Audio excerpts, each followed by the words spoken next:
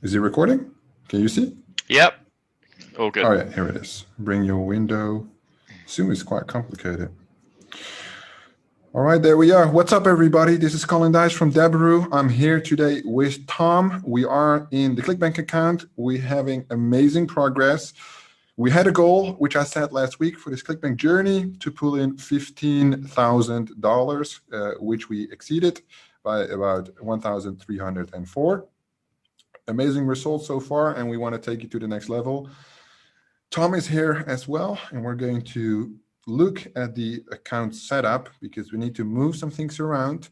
We're not going to share the offer. We're not going to share any specific details, but we'll show you the entire hierarchy and structure of the accounts, where the budget goes, etc. How's it going, Tom? I'm good. How are you, buddy? Yeah. Perfect. Good. Perfect. Ready to get building. All right. So what this does is this blue stuff means that it's a major topic. We can build it out into a map, and we can add new major topics if we want, right? So what we'll do is we start first with, we're only running this particular setup for Facebook, right? So we don't have to type Facebook. We'll just type add account 1, right? So add account 1 has a sister, which is add account 2. How many are we working with right now? I have 4 altogether, but 2 are just as backups. So Okay. they're just warm and ready to go. But there's 2 live accounts at the moment. Okay, that's a good one. And that's the important thing for people to realise. You know, these shutdowns, although we don't want them to happen, they can happen, and it's important to be ready to go in another account if that does happen. So Yes, sir. So we'll put it like this. Yes, active, warmed up, like this. yeah, it looks good. Warmed up. All right. One thing I also like to add is the payment spent per day. Is there a lock on it? Unlimited. I actually, yeah, it's unlimited. I actually did have, this is probably important to bring up because a couple of people might be experiencing this. I had an ad account in Canada and I had an ad account in the UK, and both had the same issues. So I think it's something that's ongoing at the moment. Some accounts are getting capped when they're new. So you might find you have a $250 cap on your account. If you're in the UK, Yeah. it might be about £190 to start with. And all you've got to do is nothing to worry about with that. If anything, it's a good thing because it shows you can build trust with Facebook over time. So you might have to work within that cap for about 3 to 4 days, and then they'll give you a bump up and then another bump up until it's unlimited. So you can get around that by verifying your business documents with Facebook, which is a good thing to do anyway because it just shows you're compliant and you're a legitimate business too. Facts. All right, perfect. All right, so these are marked as warmed up and status on hold with unlimited spend. Yes. Yep. All right, these are active. So something we are not going to add right now, but which you could add yourself if you're watching this, is the invoicing amount, at what charge the credit card will be hit, or your PayPal, whatever it's connected. It's always good to know where the limit is based on the ad spend you're later going to filter.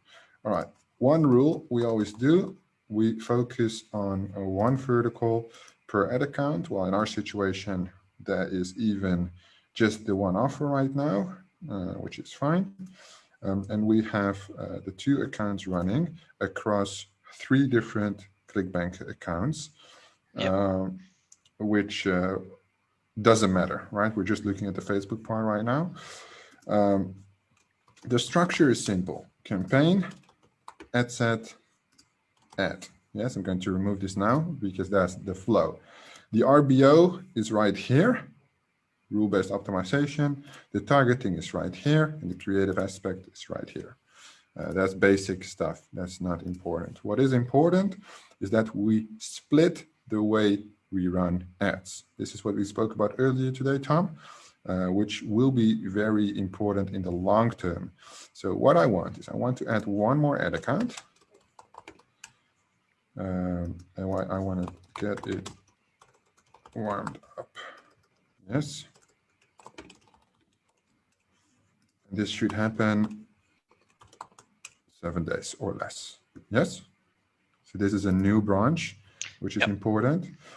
This will have to do with our audience sets and interest testing based on different ad accounts. All right. So this is what we call our save account. This is the complete white hat approach. The approach I can sketch depends on how much revenue you want to do, how many accounts you have, how much experience you have. This is just one example of what it could look like. And this is very specific to Tom's situation, right? It's not necessarily going to work for everybody. This is what we call the save account. This is green. Yes? This will be the risky account, which will be red. No, red is negative. Let's do orange, okay? So this is the ad account where we take the risk. This is the backup of the control. So here we run money campaigns. Here we run testing campaigns. And here we run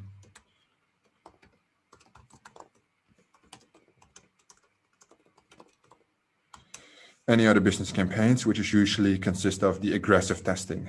Right? Any time you want to spike up the copy, anytime you want to push the limit a little bit on the images, we use this dummy ad account just to reduce the risk. What you don't want is this to be connected under your money campaigns, and this entire ad account will disappear.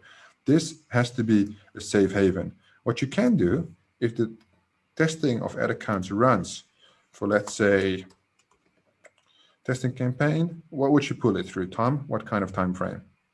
To test one campaign, let's say one ad set. Couple of weeks. Yeah, couple of weeks probably. If it was a brand new offer, if I knew the offer already, I could probably do it in a few days, really. But yeah, something new. How many days? So this would be just a new interest that you're targeting. We could say 7 to 14, maybe. 7 to 14 days. All right. So thereafter, if it's successful, it is booked to the money campaigns. Right? So the initial test, we don't want to have excessive spend. This is the money account. This is just consistently printing money. If money campaigns, the ROI goes down, it goes back here.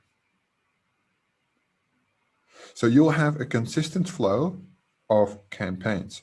One of the questions you asked me before, and if you have questions right now, you can ask them, right? Or just interrupt this process. One of the questions you asked me before is what will happen with the continuous change you want to keep the ad accounts as stable as possible. Yes? Mm. Did I understand that correctly? Yeah. So the thing with these ad accounts is nobody knows for sure, right? That's the number one thing. Whether they can have a lot of work or not work at all. My philosophy is it depends on how you approach things. Yes? I'll give you a modern world example. Everybody complains about the noise that train passages make. Ding dong, ding dong, ding dong, right? When a train comes by. Unless you live next to it, you get used to it, right? You don't hear it anymore. My philosophy is regarding these ad accounts, the more activity you bring to the ad account, the more it can withhold. Same thing when it comes down to disapproved ads. If you have a fresh ad account and you get 3 disapproved ads, your ad account is gone. However, if we run on like a legacy ad account with $200,000 spent, I can get 200 bans and nothing happens. 200 disapproves and nothing happens, right? It's the consistency. It's based on machine learning. Yeah. So the machine builds up resistance to irregularities. Irregularities? Is that the word? Yeah. I can't even say it. Irregularities. There we go. It's a made-up word. Yeah. It's funny. So this is like basically by itself. I don't know how to do it, but I know for sure you can do it with this program. It's a little square, right? It's blocked off in its own square. It's the pattern. All right. So if this is clear, let me make a copy of this because this is your base, right? Let me just write down base. This is basically rinse and repeat, right? Now you have this structure. We can say ROI positive plus plus test. The plus is maybe not good. Let's do dash plus test, which basically means positive. You can give it your own definitions, right? This means profitable and good tests, so no bans, money campaigns.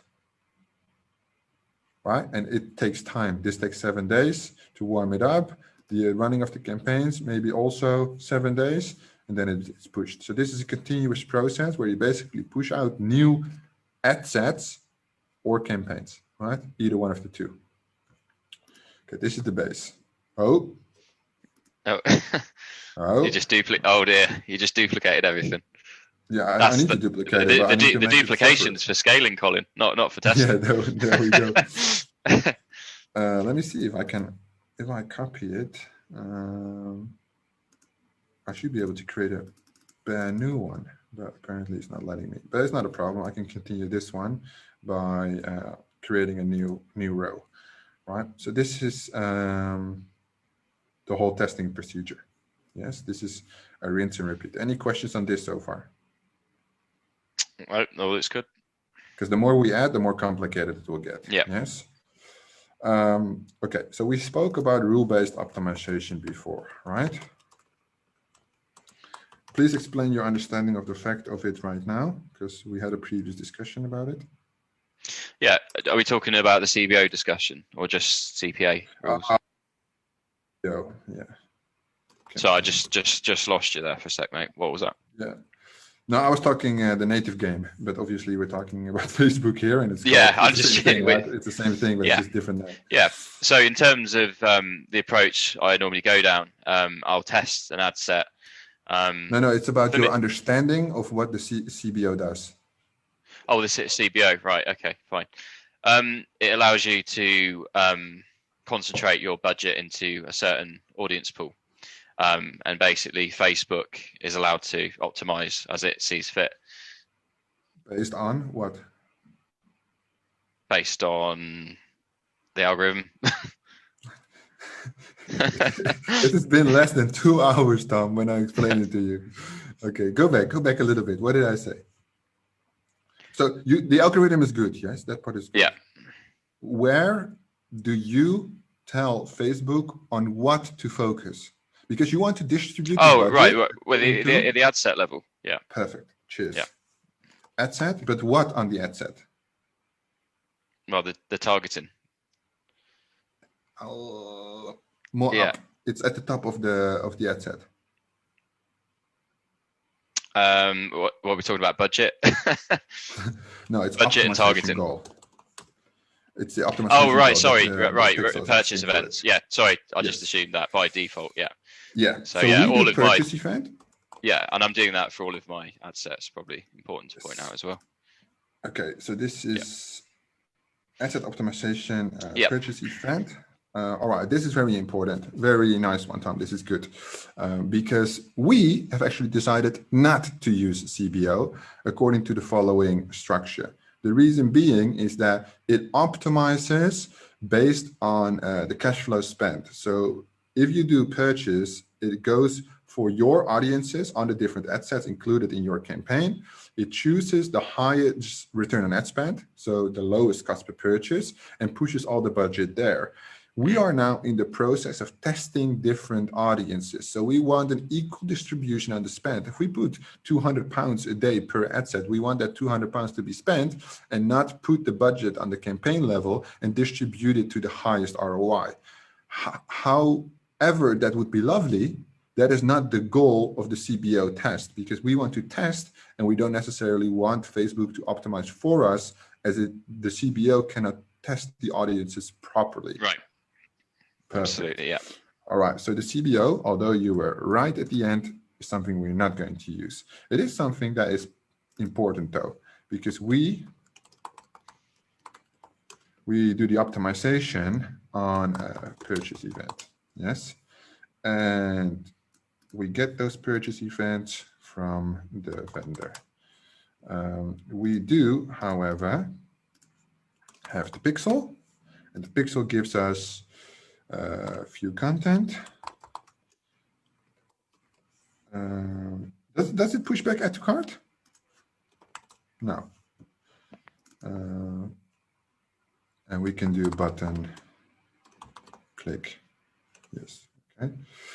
So all in all, when we look at the events, right, based on the pixel, what you get from the vendor, how many total events could we potentially optimize on? quite a few. You know, you've got your add to cart, you've got your landing page views. Obviously, retargeting's a whole nother ball game. Yeah, just give me like Yeah, a ballpark, like 5 or 6 or maybe 8 or yeah, 4. yeah. It's quite a few. You know, there's a lot of opportunities. Yeah, Yeah, I mean, let's do we're 6. talking. Yeah, yeah. Let's do 6. Then. 6 to 8. Okay, because the number actually doesn't matter that much. It's 6 to 8 events for optimization, and you went exactly where I wanted you to go. So that's very good. I write optimization with a C like this. 5 to 6 points, because what we want to do is I do a root node, and this is called audiences,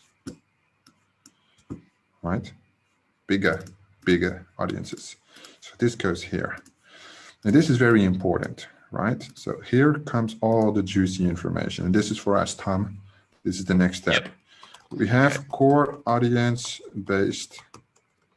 Oh, let's do interest one. Right? It's easier.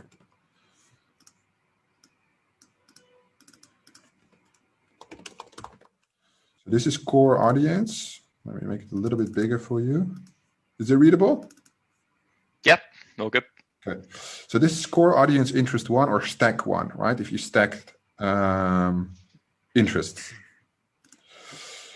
So you could do age, gender, interest, demographic, budget, budget not, device. Split. Right? These are all the elements that would create already out of one interest or one stack 6 different variables times 6, 36 different outcomes. Right? Base gives you 36 outcomes. This is obviously what we call the drill down, right? You drill down, you make the audience narrower. Yep. Why would you do this? You would only do this if the reach is, let's say, 5 to 15 million. What happens when you drill it down too much, you don't have to say what our reach is because I already know it. But the thing is, if you drill down the reach too much, you get frequency, right? And it would have no use into, okay, then we get back to the basic foundation of media buying, which is, just keeping my eye on the time here. What would you rather have? 100% on $100 ad spend or 11% on 1,000?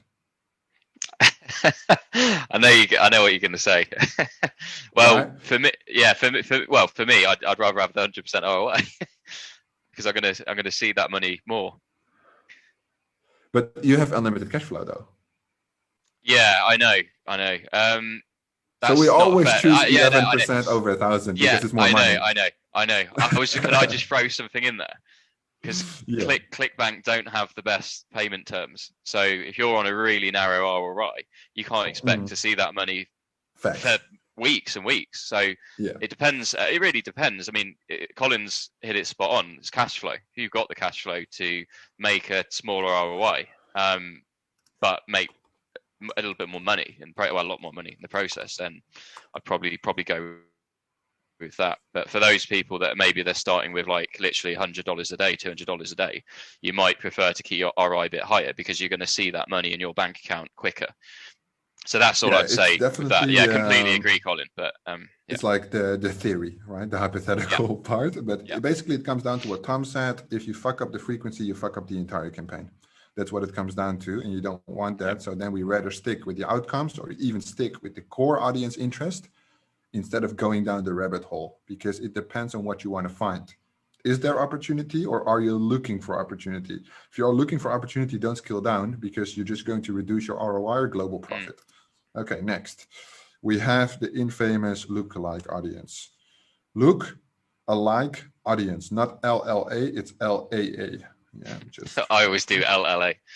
Yeah, I see it everywhere, and I sent it to you as well the other day. I can recall. I was like, damn, I read it wrong. Okay, so we'll do purchase one. What is it? 1%? Yeah, I'm doing 1%. 2%. Per 2 to 3%. This is the test. Yeah, this is the test. Yep. Let me just explain. Oh fuck. Per 3 to 4%. What people get the deal? 45%. per 5 to 10% global. Yes, this is very unlikely to convert well, and these will all make good ROI, except the top one will be the highest ROI, and that will go down. So it goes from 100% to maybe 15%. Based on your cash flow, it's worth it or not. You can basically repeat this. Now it says purchase, but just think of something else based on each of the 6 to 8 optimization events, right? Then these are the lookalikes, right? So you're already ending up with a fuck ton of different audiences. This one is where a lot of the money is and the power of Facebook, because you will generate unique audiences on the specific event. So if you have add to cart and purchase, obviously there will be people in the same audience. What you can do is you can stack all the purchase audiences that convert, stack all the view content audience that convert, and then exclude the view content from the purchase, or the other way around, and you have a clean audience. Yep. Facts. Apart from this, we have obviously the retarget. Yes. Retarget, again, based on events. Based on lenders if needed, but usually not. Usually it's either 1 to 5 lenders per offer. So it's usually the same string or the same domain, but it's again based on these events. So the power of Facebook is inside the pixel data. That's all it is. It's the machine learning that takes a lot of control, but can also work against you. Because when we compare it, so Tom and I are dabbling around with native on the down low. On the other end, you have all the control. With Facebook, you lose 60% of your control due to the algorithm, which is also its true power. It can find you sales if your sales amount is high enough, if you feed the pixel. And we're talking not about, I see people, just run purchase event when you have 10 conversions. We're talking about tens of thousands of conversions, and it will be cherry picking for Facebook because the data analysis is so deep. These users have been on Facebook doing behavior patterns for years. Every day logging in. I log in on Facebook maybe 50 to 100 times a day. Not log in, but check my Facebook, right? Because I have a lot of things. They know my behavior to the dot. They can make a clone from me. They can do Colin clone and Colin Tom, and these on AI can have a conversation together. It's fucking scary, but also good shit. It's scary. Money. Yeah. There's a program on Netflix called The Hack. Do you see that, Colin? It was about Cambridge Analytica and their Facebook campaigns in the old Trump campaign, and it was basically going into the depth that Facebook have on us, an exact personality blueprint of each person. That's not just on Facebook, just online. I think it's great. It's fascinating. It's fascinating. Yeah. If people give the complaint about privacy and shit, then get the fuck off Facebook. You don't need to use it. WhatsApp infiltrates my privacy. Then use your landline. But even with your landline, I think you should be more worried about the government. I think you should not be worried at all. I have nothing to hide. That's my main argument. We're getting off. We're getting off. We're going off topic again. But as you can see, this is quite a structure already, and this is like a simplified structure of how things could be potentially, right? So all in all, I'm not done yet, but all in all, I'm just looking at the time because you have about 10 more minutes. Yes. 20 maybe. Yeah. So all in all, what happens here, structure-wise, is that now, from our point of view, we are here, right? This is where we at, right? We did a little bit of this, and dabbled a little bit with this. Yep.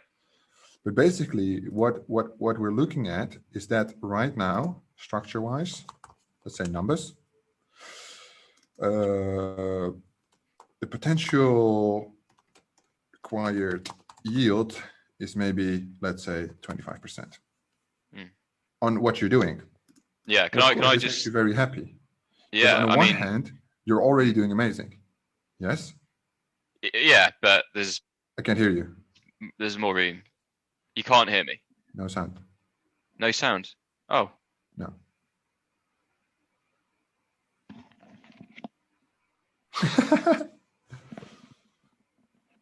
That's really strange.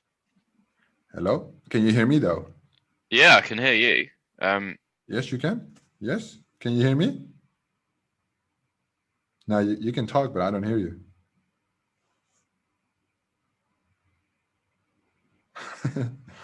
Technical difficulties. Who? Yeah, my microphone is still working. Your microphone is even switched off. Well, I assume you can hear me because mine is working. Can you give me a thumbs up if you can hear me? Because then I'll just explain further. He doesn't want to talk anymore with me. Can you hear me though? Yes? Que bueno. Oh, he's typing something. Let me open the chat. Oh, I think he will rejoin. Let's give him a minute, yeah? So let me just explain what I was trying to explain.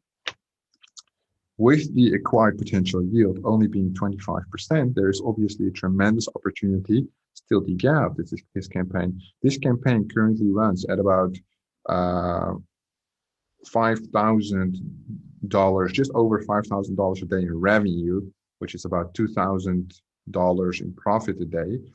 If you can imagine, we scope it to only be, and this is a wide hat offer, right? So we have no ad account issue whatsoever at this point, but I always want to be safe than sorry. That's why I made this structure up above. When we look at the potential yield, there's still basically to gain. So let me write, so gain, you can all do the math, 75%, right? Which for us is looking at a 5K a day revenue, very, very good deal. That is good money that we don't want to let go of, or at least we want to acquire that opportunity to bring in the rest of the good stuff. Hello, Tom. Welcome back. Colin? I have no idea what happened there. I don't I can know see why. your mic going up, but I can hear no sound. It could have been. Can you hear me though? Yeah, I can hear you perfectly now. Yes, you can. Do a little thumbs up if you can. Yeah, I can hear you perfectly. Maybe it's my headset then. 1 second. I don't know. I've taken mine off just in case. Yeah. Can you hear me okay, Colin? Because the thing is, you will crazy echo if I don't use my headphones. Right. Okay, say something. Yeah, I'm talking now. Yeah, I can hear you. Yeah. Maybe it was my headset. Oh my God, that's bad. Oh, it's your headset? I think so, because I just rebooted it. Okay, no worries. All right. We're good. We're good. We're back in the game. So. Yeah, back in the game. I was explaining to everybody that we have a 25% yield and to gain obviously 75%. Yeah. When we're talking about 5K day ref with our little 2K day profit, yes, this is US dollars. Do the math. This can be like a tremendous campaign. We're just talking about one offer consisting of multiple layers of structured approach. So what I reckon as an estimate, and you will see most of the time my estimates are quite accurate, that we'll bring this campaign probably not at what you hope it will be, but we'll probably bring it to around 8.2K a day stable. That's what we'll bring it to. And revenue. Revenue. Yes. And we'll has 6 different audiences. Yeah, I agree. I mean, those numbers you kind of see in the account, guys, they're literally just off 1% lookalike. So I've barely even scratched the surface. I've just started testing interest. You'll probably see the account gradually go up now, provided I don't get shut down. No, the thing is with the structure we're using right now, obviously I've done structures of the gray hat, black hat, hundreds if not thousands of ad accounts, right? So we can make it very difficult, but also the more difficult you make the structure, the more difficult it is to manage. I think we keep it very simple like this with our white hat approach. We should not run into any difficulties, and if we do, I have some pre-written appeals, which are quite successful. I have one of them on YouTube, which I don't use anymore because it is on YouTube, but I have some very dedicated ones, which usually tend to work quite well. Get the ad accounts back, unless you get like the advertising restriction, right? But it is what it is. So we add this account, we add these new ones. This is, let's say about 5%, just under 5% of the structure you should follow.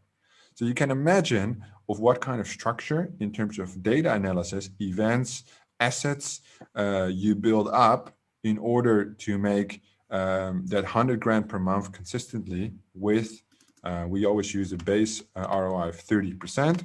If I look at our campaigns right now, it would be something like this, right? 78% on scale. Yep. With including the testing, which obviously is amazing, but we calculate with 30%.